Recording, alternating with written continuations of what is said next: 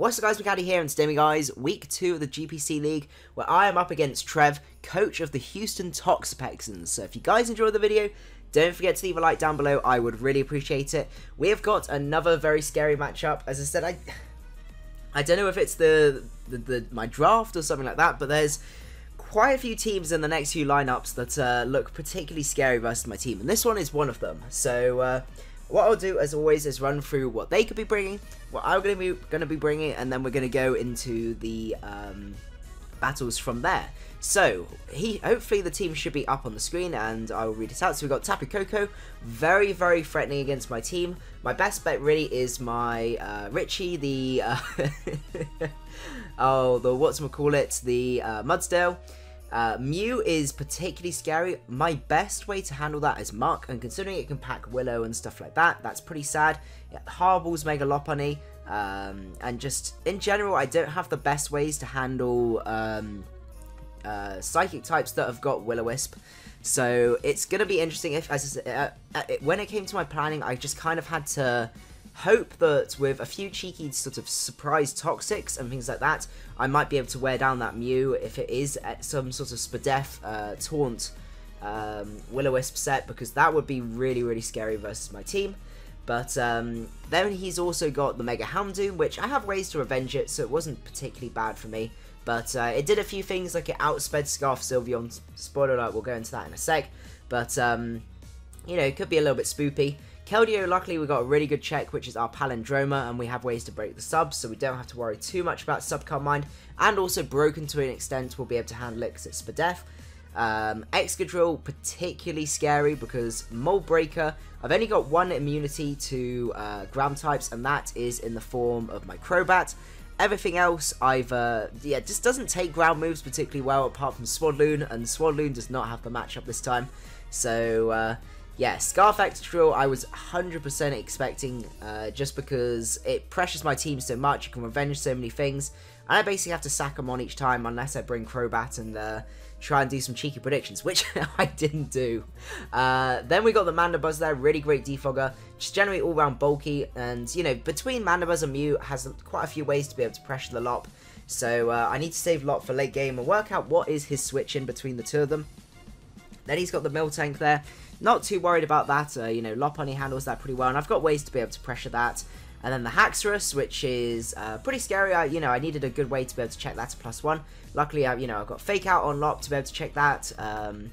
Alamomola to an extent as well checks it. It's, you know, he doesn't have a lot to set up on as well, so you know, it's a scary one once he sets up. But if there's not many things on my team that he'd be able to set up. Finally, then the Garbodor and Go-Goat. Neither of those particularly scary. Obviously, Garbodor can chuck some spikes out, and T-spikes I believe it gets as well. But apart from that, you know, not a huge amount it will be doing.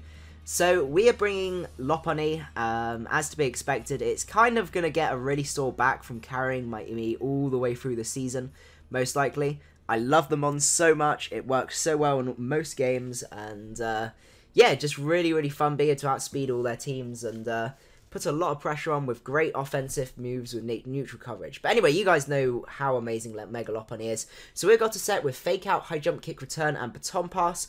I'm not going to be one of those people that you know, you go out into a Mon that's slower than Mega Lopunny and you click Fake Out as they go into their wall and get worn down, because I don't know, I don't know why, it really triggers me when I see people do that. When, you know, say for example, you bring it in against Tapu Koko, you outspeed and kill with return, but you decide to click Fake Out instead as they then go into their Mew and you don't Turk KO them anymore because you didn't click return. I see people do that so often, and that really upsets me. But we got the Fake Out there for, you know, a few different Scarfers and stuff like that. Scarf Keldeo, mainly, you know, Scarf Mismagius and Scarf Haxorus, or if that's DDing up or something like that. Baton Pass, because that allows us to get out of there so I can work out what's going to be his switching, either Mew or Mandibuzz. And as I said, I've got ways to pressure Mandibuzz. Not the best ways to pressure Mew, but I've got options from there. And then obviously High Jump, Kick and Return, because that hits all his team very well. And I don't need any more coverage from there. Next up, we got Tyrantrum, which is our Lumberry set with Dragon Dance. So this is designed to basically run through his team, either early game or late game, depending on how it all works out. I need to try and get 2 DDs up, which is going to be a pain because obviously the Excadrill is probably going to be Scarf.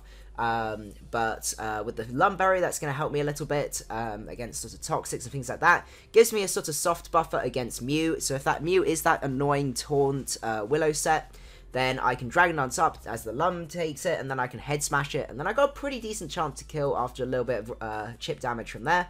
We got Dragon Claw and Earthquake, and that allows me to basically hit his entire team, which is pretty sweet. Next up, we've got the Alomomola, which is a Wish... we don't have Protect on the set, so it's mainly supportive.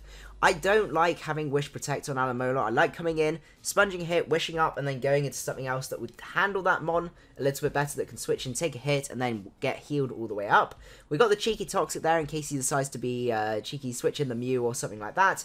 Scald, because actually he hasn't got the best switch-ins to a Scald. I mean, Keldeo can switch in, but Mew doesn't appreciate being burnt. Most of his team really doesn't appreciate to be burnt, which is pretty nice. Return there allows me to break a Keldeo sub, because otherwise sub Carbine Keldeo could be a really big problem for me. And yeah, just that's mainly what it's for, and maybe doing a little bit more damage to Haxorus or something like that. Then we've got our Scarf Sylveon, so this pressures a lot of his team. He's not got the best switch-ins apart from Excadrill, which if that's Scarfed, you know, I might be able to wear down a little bit. It won't be switching in too often.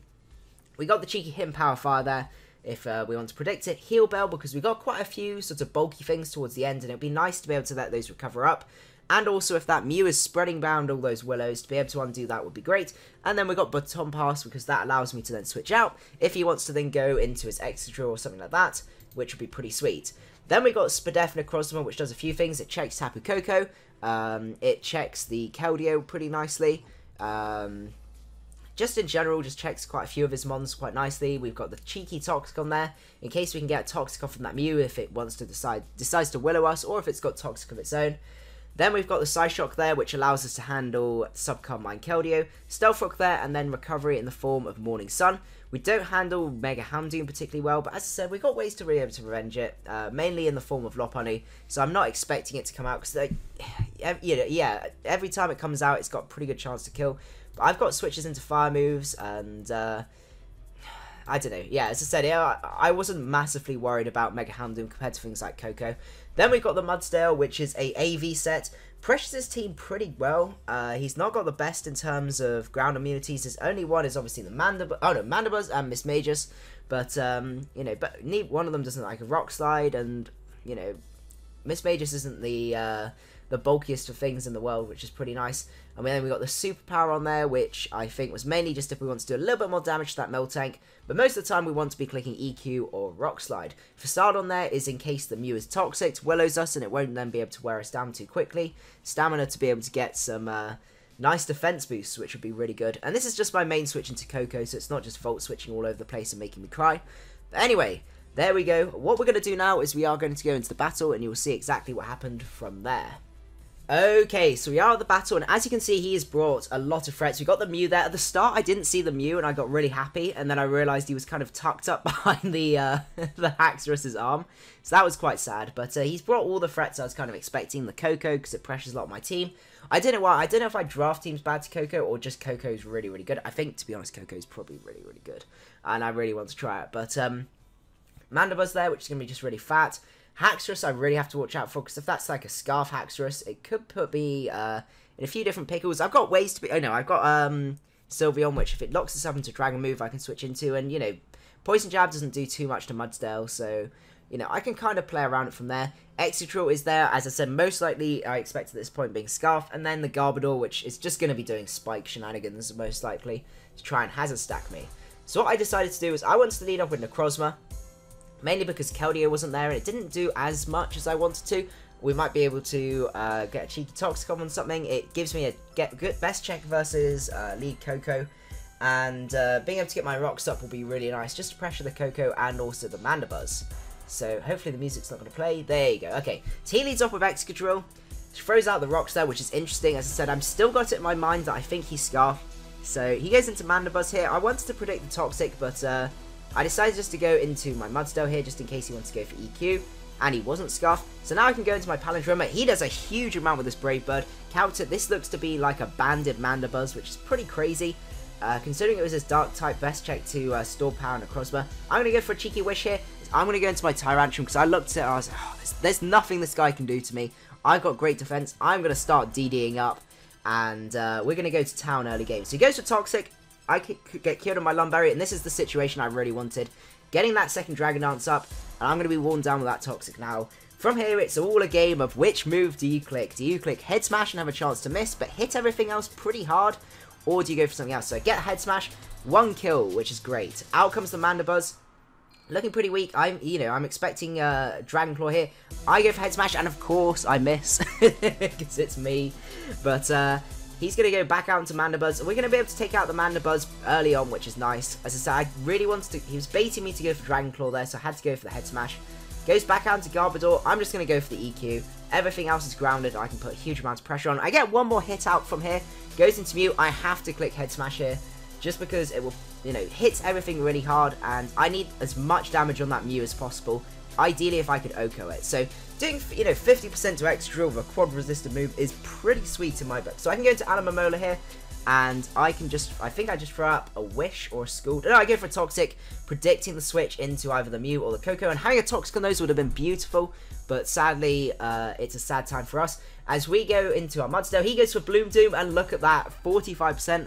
Not doing as, AV Mudsdale OP. Unfortunately, we do drop to the next Grass Knot, but it was kind of, as I said, I'll switch into this, but it didn't really do a huge amount to anything else if that was Bulky Mew. And, yeah, if it wasn't Bulky Mew, though, it would have been a better one to keep, so that would have been sad. But right here, the Toxic damage would have been really nice, because the combination of the Wild Charge, and also the fact that he crit me there, is really unfortunate. I just forgot about that crit. If I'd have been able to recover up, he'd have taken more recoil, which would have been great. So I can now go for a return. Just Lopunny doing Lopunny things. As I'm going to go back into my Alomomola. I can take an EQ pretty nicely. And I live another one, which is great. So I can just throw up a Wish if I want to. Or a Toxic. I decided to throw out a Scald here. Oh yes, because he hasn't got the best switch into a Scald. And if I can Toxic that Mew, that'd be great. So he goes for Nasty Plot. I was like, okay, maybe this isn't Bulky Mew. Maybe. I actually have a chance here. Lop, I need to wear this Mew down. I need to buy turns. Buy turns any way possible. So, he goes for the Psychic here. Unfortunately, that's going to take me out. But now, with a few turns of Toxic racking up, I can go into my Lopunny. I'm pretty confident he's going to be like max HP, max special attack, something like that. Go for Fake Out. 70% confirms it's most likely max HP. A little bit of defense investment maybe. And a Fake Out plus Toxic damage plus return is going to be able to take him out, which is great. So out comes the Extra Drill. It's going to live, but it can't switch out anymore because of rocks. So I can now go out into Killer Ribbons. Unfortunately, Killer Ribbons is going to be doing nothing that game, as Lopunny is going to be able to come back out, which is great. And we can just go for a cheeky Fake Out, because he did confirm at the end that this was Scarf, and it was my safest play to go from there, as we are going to be able to clean up with Coco. So, Mega Lopunny being the absolutely amazing Mega that it is, honestly, favourite Mon in draft format. Absolutely fantastic. Really, really good fun, and we managed to win. So we're actually 2-0 right now, which is pretty spectacular. And yeah, I'm hopefully we might be able to keep that win streak going. But yeah, thank you guys so much for watching. I had a lot of fun with this game. It was pretty crazy at the start with the whole Dragon Dance shenanigans going on.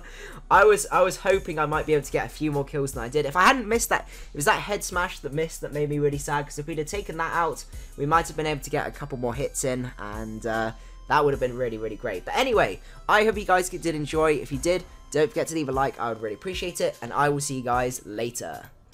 Macadii out.